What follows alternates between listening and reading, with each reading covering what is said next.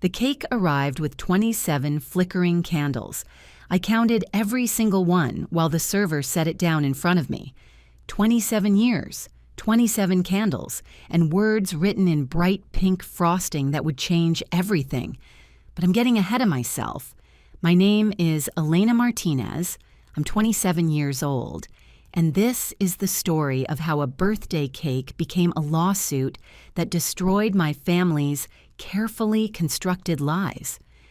Before I tell you what was written on that cake, what I discovered hidden in my father's study, and how it all ended with a judge's gavel that cost them everything, hit that subscribe button. Because this isn't just a story about revenge. It's about the moment you realize the people who raised you have been stealing from you since before you could read. Now, let me introduce you to my family, because you need to understand what 27 years of slow poison looks like before you can appreciate the antidote. My mother, Victoria. Picture a woman who weaponized elegance, every gesture choreographed, every word calculated for maximum impact, the kind of person who could slice you open with a compliment and have you thanking her for the precision. She collected moments like trophies, family dinners staged like Broadway productions, holiday gatherings orchestrated down to the minute, birthday celebrations designed for one audience, her. Everything was performance art, and I was always the understudy who kept forgetting her lines. Growing up in her house meant living on a stage where the script changed without warning. Straight A's earned a nod until they didn't. Volunteer work impressed her until it became expected. Athletic achievements mattered until she decided they were shallow. The bar didn't just move, it multiplied. It split into different heights for different days depending on her mood and who was watching. My father, Richard, a man whose spine had curved from decades of looking away, shoulders permanently hunched, eyes that witnessed everything and intervened in nothing. He'd perfected the art of selective blindness. He could watch my mother eviscerate me at dinner and genuinely not remember it happening the next morning. Not because he was cruel, because he'd made a calculation years ago. Staying neutral meant staying safe. Intervention meant conflict, and conflict meant potentially becoming her next target. So he absorbed information like a sponge and squeezed out nothing. Just nodded. Stayed quiet. Let the damage happen around him like weather he couldn't control. I used to think he was weak. Now I know he was just selfish. My younger brother, Marcus, 23 years old, phone permanently welded to his palm, recording everything, posting everything, monetizing everyone's pain for views he'd never admit he craved. He'd learned early. If mom was laughing at you, she wasn't criticizing you. If she was focused on me, she wasn't focused on him. So he became the jester, the one who'd film uncomfortable moments and add music that made cruelty feel like comedy, the one who'd choose internet points over loyalty every single time. And me, the oldest daughter. The one they measured against timelines that kept shifting, the benchmark that never quite measured up no matter how high I reached. I was supposed to be proof, evidence that they'd succeeded at parenting, the daughter they could mention at cocktail parties, the success story they could claim credit for, but I was messy, uncertain, trying to figure out who I actually was underneath the version of me they decided should exist. And in this family, being anything less than their fantasy was the same as being a failure. For 27 years, I'd learned to swallow things, swallow comments that cut, swallow jokes that weren't funny, swallow my own hurt to keep everyone else comfortable. I'd become an expert at making myself smaller so they could feel bigger, and it was killing me. So slowly, I didn't even notice I was dying. If you're still with me, drop a comment. Tell me what time it is where you are, because I want to know how far this story reaches. How many people understand what it feels like to be slowly erased by the people who claim to love you most? By the time my 27th birthday arrived, I was a ghost in my own life.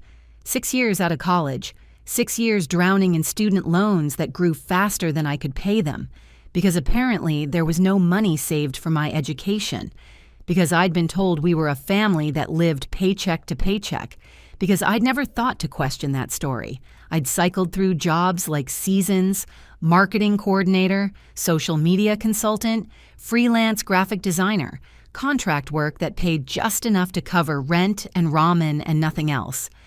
My apartment was a studio that smelled like mildew and old carpet, 400 square feet that cost well into $200 a month. I'd furnished it with things I found on sidewalks and Facebook Marketplace. My bed was a mattress on the floor. My kitchen was a hot plate and a mini fridge that made concerning grinding noises. I had $73 in my checking account, $840 in credit card debt, and a car that had been making a clicking sound for 3 months that I couldn't afford to diagnose.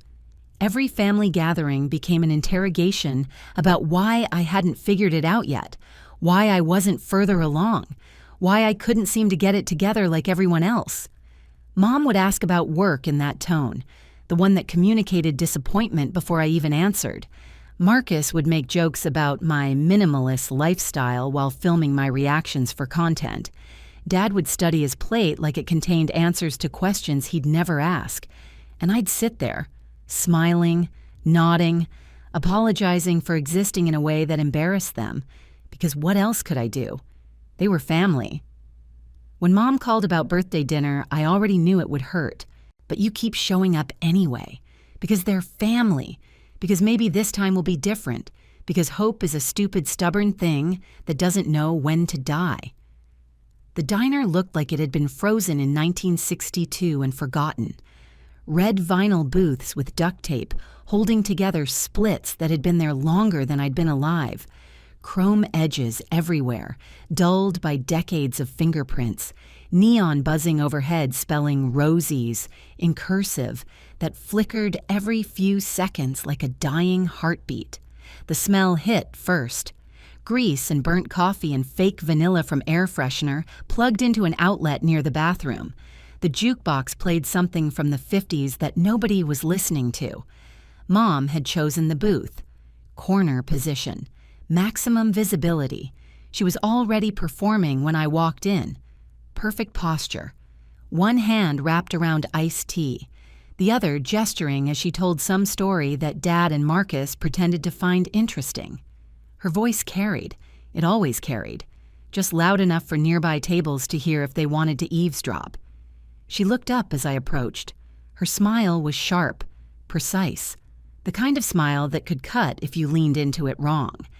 "There she is," she announced, making sure the tables around us noticed. "The birthday girl."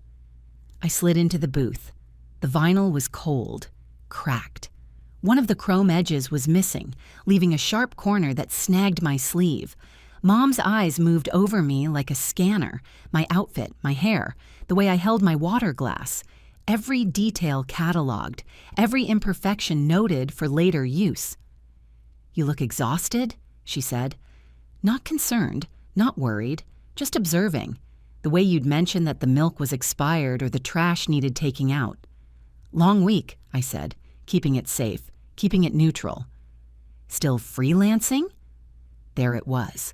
Question number 1, the job situation, the constant disappointment, the thing we couldn't get through a single meal without dissecting, building my portfolio, taking on new clients.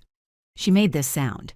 Not quite a laugh, not quite a sigh, just a small exhale that said more than words ever could. Building. She repeated the word like it was foreign, like I'd said something in a language she didn't understand. "Your cousin Isabel just got promoted. Regional director, 25 years old. Can you even imagine?" I could imagine, because she'd told me 4 times already, at Christmas, at Easter, in a text message last week with a screenshot of Isabel's LinkedIn that I hadn't asked for.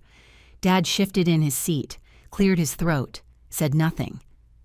Marcus was on his phone, filming something, the table maybe, or the flickering neon, or me sitting there being slowly dissected. He'd post it later, regardless of what it was. The server came, young, eager. Name tag that said Maya with a smiley face sticker. We ordered. The food came fast, burgers that sagged, fries swimming in grease, milkshakes so thick they hurt your teeth. Mom picked at a salad she'd ordered specifically so she could pick at it while commenting on everyone else eating real food. "So," she said, stabbing a tomato with surgical precision, "have you thought about going back to school? An MBA maybe? Something that might actually lead somewhere." Somewhere. Code for somewhere I'd approve of. Somewhere impressive. Somewhere that would give her bragging rights at book club. "I'm working on some long-term projects right now," I said. "It takes time to build a client base." Time. She let the word hang. "You've had 6 years, Elena. Isabel had her master's degree in 18 months. Isabel again. Perfect Isabel. The success story. The one who made all the right choices and ended up exactly where people were supposed to end up. I wanted to point out that Isabel's parents had paid for her master's, that Isabel had lived rent-free in their basement apartment until she was 26, that Isabel hadn't spent 6 years choking on student loan payments that grew faster than she could breathe. But I didn't, because saying any of that would make me sound bitter, jealous, like I was making excuses instead of taking responsibility for my failures. So I nodded, pushed a fry through ketchup, watched it disintegrate. Marcus filmed without looking up, probably already composing the caption. Something about sad birthday dinners and millennial struggles. Dad examined his burger like it might have answers hidden in the lettuce. The conversation drifted. Mom's drama with the Homeowners Association, Marcus's classes he wasn't really attending, Dad's co-worker who'd retired, leaving him to pick up double shifts. Everything except me. Or rather, everything except what I was doing wrong. Until Mom circled back. She always circled back. "I worry about you," she said, using that voice, the one that sounded like concern but felt like a threat. "You're almost 30. Most people your age have bought houses, gotten married, built something stable, something real." I was 27, but math had never been her priority when she was making a point. "I just want you to be okay," she continued, reaching across the table to put her hand over mine, warm, gentle, wrong. "I want you to have security, success, a life you can actually be proud of." The words sounded kind. They always sounded kind. That was Mom's gift. She could package cruelty and concern, dress up disappointment as love, make you feel guilty for not being what she needed while pretending she only wanted what was best for you. I felt it settling over me. That familiar weight. The one that whispered, "You're not enough. You're behind. You're the problem. You're the disappointment." But underneath that weight, something else was forming. Something cold. Something angry. Something that had been building for 27 years and was finally reaching critical mass. Something that was done apologizing for existing. Hit that like button if you're still here. Because what happens next changes everything, and I want you here for all of it. The plates cleared. The table went quiet in that expectant way that means something's coming. Mom glanced toward the counter. Once, twice. A look that said she'd orchestrated something and couldn't wait for the reveal. Marcus sat up straighter, phone ready. Dad rubbed his palms on his jeans like he was trying to erase something. Then I saw the server nod toward our booth and disappear through the swinging kitchen door. My chest tightened. That animal instinct that tells you danger is coming, but you're locked into the moment and can't escape. The server emerged carrying a sheet cake on a plastic tray, candles flickering as she walked. Conversations at nearby tables stopped. People turned. The cake landed in front of me. For exactly 3 seconds, I let myself hope. Let myself believe Mom had done something normal, something kind, something that didn't have poison hidden in the sweetness. Then I read the frosting. Big letters, pink, impossible to miss. Oops, still a disappointment. The table exploded into laughter. Mom pressed both hands to her chest like she'd just witnessed the funniest thing in human history. Her eyes bright with delight. Marcus's phone was up instantly, capturing every second. His grin wide, his thumb already moving toward the post button. Dad watched me. Not laughing, just watching, waiting to see what I'd do, waiting to see if I'd make this difficult for him. Someone at the next table over laughed too. A stranger, laughing at words written on my birthday cake. I sat there under cheap fluorescent lights that buzzed like insects, staring at frosting that said out loud what they'd been thinking for years. I wasn't misreading this. I wasn't being too sensitive. I wasn't overreacting. This was how they saw me. This was what they wanted me to know. And they'd paid money for it. Put it on a cake.